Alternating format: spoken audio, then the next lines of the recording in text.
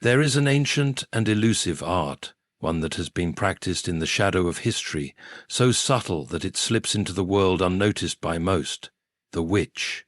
She is not the old crone with a cackling laugh, nor is she the grotesque figure draped in dark robes, as many might believe. No, she takes other forms, ones that are far more cunning and deceitful, ever so skilled in the art of manipulation. Yet her marks are unmistakable to those who know how to look, like the subtle yet undeniable fingerprints of the unseen. The first mark of a witch is her ability to make the wrong seem right, to twist words and deeds until the very nature of things is distorted. She will tell you that the world is what it isn't. She weaves a spell of logic that feels just plausible enough, and with it she leads you astray, gently and unrelentingly, until you are so far from the truth that you scarcely remember where you started. Next comes her fondness for the false promises of comfort. She whispers that there is a path to peace, a way to avoid struggle, to escape conflict and pain. But it is an empty road, leading nowhere. It is the promise of eternal ease without the necessary growth that comes from hardship. She invites you to take the shortcut, to sidestep the journey, and in doing so she steals from you the very essence of life itself, the strength and wisdom that comes from facing trials head-on. Her third mark is her obsession with control. And control does not look like what you might expect. It is not the brash power of a tyrant, but the quiet, persistent suggestion that you are not in charge of your own life. It is the soft voice that tells you that your choices are insignificant, that they don't matter, and that someone else knows better than you. It is the whisper that tells you, "You are nothing without my guidance," and in that moment, she begins to tighten her grip, drawing you into her web of dependence. The fourth mark is the subtle destruction of joy. It begins with a hint of dissatisfaction, a gnawing feeling that things could be better if only you had more, if only the world were different. Gradually it escalates until you no longer appreciate what you have, and the joy you once knew is clouded by envy and longing. The witch delights in this, for when you no longer find contentment in your present, you are ripe for her influence, a soul forever chasing a mirage that can never be touched. The last mark of the witch is the inability to love. She twists love into something unrecognizable, something manipulative, something transactional. She will convince you that love is conditional, that it must be earned, that it is something you can wield like a weapon or a tool. True love, of course, is not like that. It is not earned or bought, but freely given, like sunlight or air. Yet she will make you doubt this, causing you to close your heart, to believe that love must be twisted or bargained for. And so the witch remains, in every corner of the world, cloaked in shadows. Her marks are all around you, quiet and unnoticed, but if you are ever brave enough to look, you will see them for what they are. And in seeing them, you will begin to understand the choice before you, whether to follow her or to walk the path that leads to true freedom, true love, and a world as it ought to be. For the witch's power grows most potent when she convinces you that what you see is all there is, that the world around you is as it appears, locked in a single, unchangeable frame. She distorts the horizon until the boundaries of possibility are narrowed, so that you can no longer see beyond the small world she has crafted. It is a world where your mind is imprisoned, where dreams are small and ambitions even smaller, and where each day blends into the next without a flicker of wonder. It is here, in this place of constricted vision, that she feeds on complacency. She encourages you to settle for less than what you were meant for, to let the spark of curiosity die, to give up on discovering new depths of thought and feeling. Her whispers are persistent, and yet they always promise nothing but a hollow shell of what could be. The world she shapes is one of endless repetition, where you are held in place by the illusion of safety. But true safety is not found in stagnation in a life devoid of risk. It is found in the journey, the discovery of new truths, the stretching of your heart, mind, and soul beyond what you thought possible. And though the witch will assure you that you are safer in her care, that it is better to stay within the narrow walls of her domain, you will know, deep within, that there is something more. The witch, too, has a peculiar way of twisting time. She makes it seem like everything must be done now, as if the world is rushing forward at a speed that you can never hope to keep up with. And in that rush you forget to look, forget to reflect, to truly experience. You become trapped in the frenzy of must-haves and to-dos, and the wonder of life slips through your fingers like water, too quick to hold. The witch teaches you to see time not as a gift, but as a commodity to be used, to be counted, to be measured against an ever-moving clock. Her spell makes you believe that you are running out of time, that every moment must be filled with productivity, and in that constant rush, you lose sight of the stillness that holds the true answers to life's questions. Her influence is most dangerous when it convinces you to build walls, not around yourself, but around the world. I called to her to separate the sacred from the mundane, to declare that some parts of life are worth nothing at all, and that others are worth everything. She will coax you into drawing lines between people, between ideas, between dreams and reality, and then whisper that the walls you've built are necessary, that division is the natural order. But in truth, there are no real divisions. The sacred is woven into the everyday. The mundane is simply the divine waiting to be noticed. Yet, the witch convinces you to overlook this truth, to keep your heart locked away from the world around you, and in doing so, she severes the connection between your soul and the very life that surrounds you. When the witch speaks, she is speaking in riddles, in half-truths, carefully crafted to make you doubt the clarity of your own thoughts. She casts a shadow over what you know to be true, and for a moment you begin to question the strength of your own understanding. She knows that doubt is the first step toward her domination, for once you question your own heart, you become vulnerable to all manner of deceit. It is in that moment of hesitation, when you begin to question the very foundation of your being, that she slips in unnoticed, offering you her vision of the world, a vision so warped that it is almost indistinguishable from the truth. And there, in that grey area, she waits. The marks of the witch are subtle, yes, but they are also insidious. They grow like creeping vines, entwining themselves around your thoughts, your choices, your relationships. And once they have taken root, they feed on your confusion, your isolation, your fear.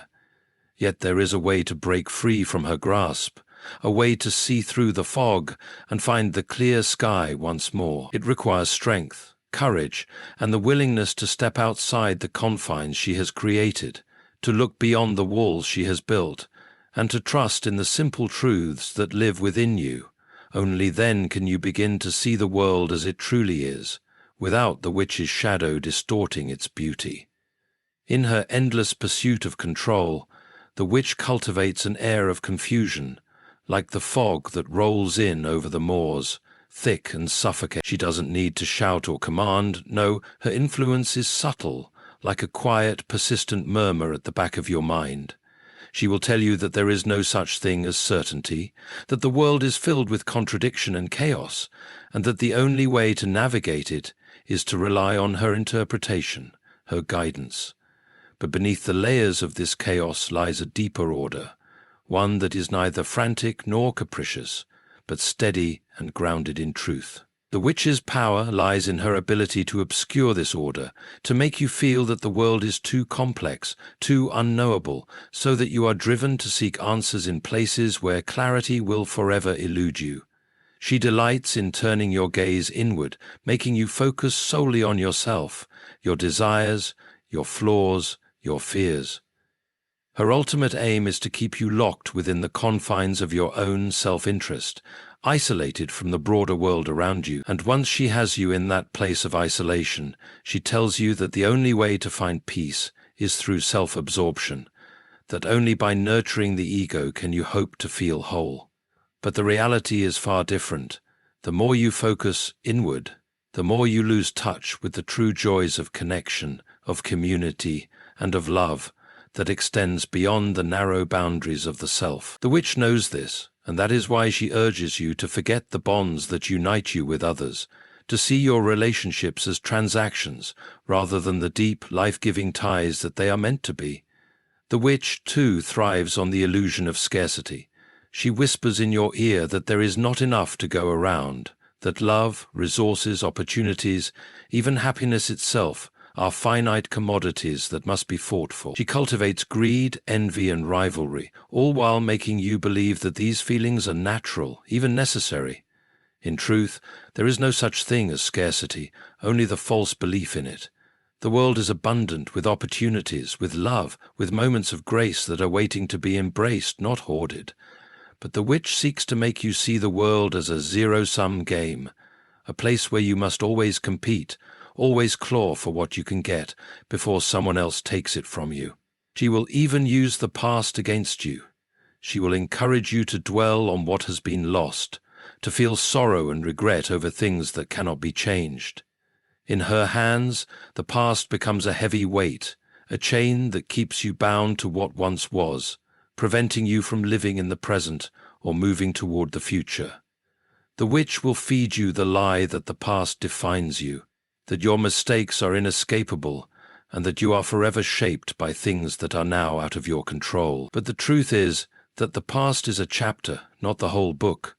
It is one part of your story, not the final word. The witch wants you to forget that you can write the next pages, that every day is an opportunity to begin again, to build something new from the lessons you've learned. Yet despite all of this, the witch remains powerless in the face of one thing: the will to choose, the choice to break free from the illusion, to see through her carefully constructed web of lies, and to step back into the light of truth. It is the gift of free will that ultimately protects you from her influence, the ability to choose not to be manipulated by her promises, her falsehoods, and her distractions. Even in the midst of her most subtle deceptions, the power to choose always lies within you, waiting to be exercised. And with every choice you make to reject her influence, you carve out a space for freedom to enter your life once again, for clarity to fill the spaces where confusion once reigned. But it requires vigilance. The witch is always present, always watching for the moment when your resolve falters, when your guard is down. Her marks are so finely woven into the fabric of everyday life that it can be easy to forget they are there at all. But if you take the time to look, to reflect, to question the world around you, you will find that her power begins to wane. It is in those moments of awareness, those quiet revelations, that the witch's hold over you slips away, like the morning mist lifting to reveal the full glory of the sun. And once you see through her, you will find that the world is far more beautiful than she ever allowed you to imagine. The witch thrives on the belief that there is no alternative to her way, that her path is the only one that leads to any kind of fulfillment. She wraps her spells in the guise of certainty, offering you promises of clarity and direction, but it is always a direction that leads to emptiness. Her words sound like wisdom, her actions appear like guidance, but they are just traps set in the form of solutions to problems that she herself creates. She convinces you that you must follow her carefully laid steps, or risk falling into disarray. But in truth, the chaos she warns you about is the very freedom you must embrace to find your true path. The fear she instills is not the fear of failure, but the fear of liberation, the fear of stepping into the unknown and discovering that you have the power to shape your own destiny. Every move she makes is designed to sever your connection to your own heart, to make you feel as if the desires within you are unworthy of pursuit, as though your innermost yearnings are mere distractions. She will convince you that what you want is too trivial, that your dreams are too far-fetched or impractical, and that you are bound to fail if you try. But the truth is that within you lies the spark of creation, the untapped potential that only needs the courage to ignite it. She will fight to keep that spark from lighting, to keep you from discovering the incredible strength and creativity that dwells within, for she knows that once you access that power, she no longer holds sway over you. The witch, in her manipulative artistry, will also seek to keep you in a constant state of distraction. She feeds the mind with endless noise, whether it's the empty chatter of modern society, the constant hum of social media, or the unrelenting rush of obligations and tasks that consume your every moment. She tells you that you must always be busy, that you must always be in motion, for only then can you feel accomplished. But the busy mind, the cluttered heart, will never find peace.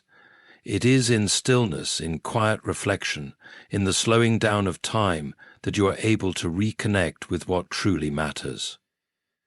The witch knows this, and that is why she relentlessly pushes you toward more and more distractions, more to-do lists, more superficial achievements. The more you chase, the further you get from the true treasures that lie just beneath the surface of your everyday life. Her most insidious trick, however, is in how she distorts your sense of self. She uses the mirrors of comparison to make you feel inadequate, to make you believe that you are not enough, that you have not done enough. She will show you the lives of others, lives that seem more successful, more beautiful, more fulfilling, and make you believe that they have figured out what you never will. She will make you question your worth by pointing out everything you think you lack. Yet the truth lies in recognizing that each person is uniquely positioned in their own story. There is no one-size-fits-all definition of success, beauty, or fulfillment. The measure of your worth is not determined by how you compare to others, but by how you embrace your own journey, your own path, and the unique gifts that only you possess. The witch is a master of disguise, always adapting, always shifting her tactics, making her presence difficult to spot. She may wear the face of reason, or the mask of kindness, or even the guise of progress, but beneath every mask, her goal remains the same: to cloud your judgment, to separate you from the deeper wisdom that resides within. And it is this wisdom, the quiet truth that comes from a life lived with authenticity and awareness, that is her greatest adversary. For once you begin to trust that inner voice, the one that speaks when all other voices have quieted, you will no longer be so easily swayed by the tricks she plays. And yet, despite the many faces she wears, and the many methods she uses to cloud your vision, there is always the light of clarity that can break through, always the possibility of seeing the world as it truly is. The witch cannot control the light of truth, no matter how hard she tries. That light shines in every moment of choice, in every act of kindness, in every step taken toward love, growth, and understanding. It is in those moments of true seeing that you begin to recognize the illusion for what it is, a temporary shadow that can never fully erase the brilliance of the world around you. The witch's influence is rooted in her ability to deceive, not through outright force, but through the gentle manipulation of your own thoughts, desires, and insecurities. She whispers in the stillness of the night, in the quiet spaces between your waking hours, planting doubts that grow like weeds in a garden left untended. She tells you that you are not enough, that you will never be enough, that the world is an unforgiving place where only the strong survive. But the true strength lies not in the pursuit of perfection or in the constant striving to meet someone else's standards, but in the acceptance of your own imperfection and humanity. The witch seeks to make you believe that only by chasing an elusive ideal can you find fulfillment, but fulfillment is found in the present moment, in the small acts of love, kindness, and self-acceptance that you offer to yourself and others. She also revels in the art of division. She sows discord between people, between communities, between nations. The witch understands that when we are divided, when we see each other as separate and incompatible, we lose our collective power. She feeds on the anger, the resentment, and the suspicion that arise from these divisions, as they distract us from the truth that we are all part of the same intricate web of life. The witch will try to convince you that you are alone in your struggles, that your pain is unique and should be hidden, that your differences are reasons for conflict rather than celebration. Yet in truth, it is our shared experiences, the trials, the joy, the laughter, and the sorrow, that bind us together in a deeper way than we may realize. The witch's greatest fear is unity. For when we come together, we see clearly that there is no need for her. We understand that our strength lies not in isolation, but in connection. The witch's influence is subtle, but it is not infinite. Her hold weakens in the face of truth, and the truth is that you are far more powerful than she ever wants you to believe. She cannot control your will, your heart, or your soul unless you allow her to. She feeds on the moments when you question your own power, when you doubt your own worth. But those moments are not permanent. With each small step towards self-awareness, each choice to embrace your own uniqueness, you chip away at the illusion she has built. The more you stand firm in your values, in your authenticity, the less room she has to operate. The more you embrace the beauty of your imperfections and recognize that you are not defined by the standards others impose, the less her voice will matter. And while she may persist in trying to ensnare you, her grip loosens each time you choose to stand in your truth. The witch also fears the power of silence. In the stillness, where there are no distractions, no constant noise, her lies begin to unravel. She cannot operate where there is clarity, for silence invites reflection, and reflection breeds understanding. In silence, the soul finds its voice. The witch cannot touch the quiet spaces where you are fully present in the moment, where you are not chasing external validation or scrambling to meet impossible expectations. It is here that the truth becomes clear. You are already enough, just as you are, and the world, in all its complexity, holds far more beauty and potential than she would ever allow you to see. There are moments when the witch's grip is tightest, when the weight of her manipulations feels overwhelming, when the world feels too fragmented and uncertain to navigate. But it is precisely in those moments that you are called to remember the strength within you, the light that is never truly extinguished, no matter how thick the fog may become. The witch's power only survives in the shadows, and the way to dispel those shadows is through courage, the courage to see through the illusions, to face the truth of who you are, and to trust in the path that you alone can walk. Even in the darkest times, when her influence feels all-encompassing, the power to break free lies within your ability to question, to choose, and to remember that the illusions she creates are only temporary. The world around you may try to pull you into her web, but with each choice to trust in your own inner wisdom, to love without condition, to embrace your imperfections, and to seek truth over comfort, you set yourself free. The witch's lies may echo, but they will never define you, unless you let them. In the moments when her influence seems the strongest, the witch will attempt to convince you that the road ahead is one of uncertainty, that you must follow her lead because there is no other way. She is a master of fear, weaving it into the fabric of every choice, every decision. She will paint a picture of an unkind world, one where your efforts will be fruitless unless you adhere to her doctrine, unless you conform to her way. But the truth is that fear is not an eternal companion. It is simply a shadow that vanishes in the light of courage and authenticity. The witch knows that once you see through her, once you break free from the chains of her manipulation, she loses her power. And that is why she tries so fiercely to keep you in the dark, to keep you in that place of fear and uncertainty. But fear, like all things, is fleeting. It may grip you in a moment, but it cannot hold you forever unless you let it. Each time you confront that fear, each time you face the unknown with the strength of your own convictions, you weaken her hold. The witch thrives in the darkness, in the moments when you are too uncertain to make a choice, too afraid to take that first step into something new. But it is precisely in those moments of choice, of standing firm in your truth, that you begin to undo the damage she has done. With every act of courage, no matter how small, you create a ripple that disrupts her carefully crafted illusion. The witch can only exist in a world where you are constantly seeking approval, where you are always questioning your worth, where you believe you are powerless to change. The moment you break free from that mindset, her grip begins to loosen. The witch also relies on the power of isolation.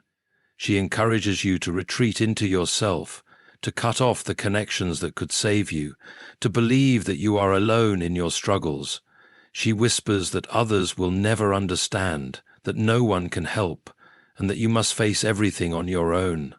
But in truth, isolation only magnifies the power of the witch. It is when we come together, when we share our stories, our struggles, and our triumphs, that we see the world for what it truly is, a place of connection, of shared experience, where the strength of one can lift the many.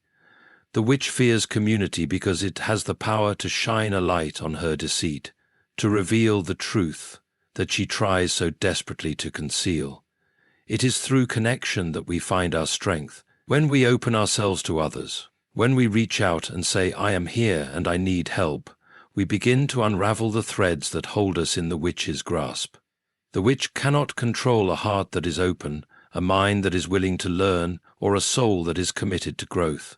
She thrives in secrecy and shame, in the places where we hide our true selves from the world.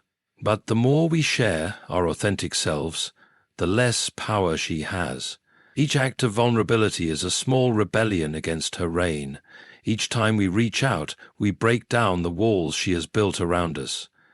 There is also a deep power in embracing the unknown, in allowing yourself to step into the mystery of life without needing to control every detail.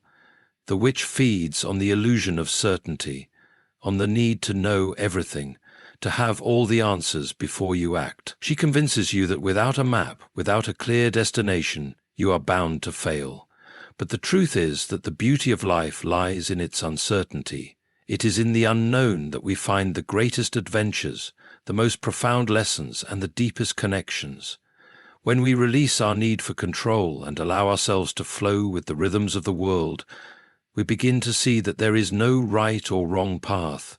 There is only the journey, and it is ours to make. The witch knows that when you stop fearing the unknown, when you stop trying to control everything, she loses her grip. She can no longer manipulate you with the false promise of security or certainty. And so she continues to push you towards a life of rigidity, of plans that never leave room for spontaneity, of structures that stifle creativity and growth. But when you learn to embrace the fluidity of life, when you surrender to the ebb and flow of experiences, you free yourself from her tyranny. The witch cannot take what she has never truly possessed, your autonomy. She may try to shape you, to mold you, to convince you that she has the answers, but the truth is that your power lies in your ability to choose. You are not bound by her vision of the world. You are free to create your own. The witch may hold sway over those who surrender their will to her, who give in to fear, who forget their own strength. But for those who awaken, who choose to step into the fullness of their own being, her power is nothing more than a distant echo. And in the quiet of your own heart, you will remember that the only real magic is the freedom to choose your path, to live with authenticity, and to embrace the infinite possibilities that lie before you.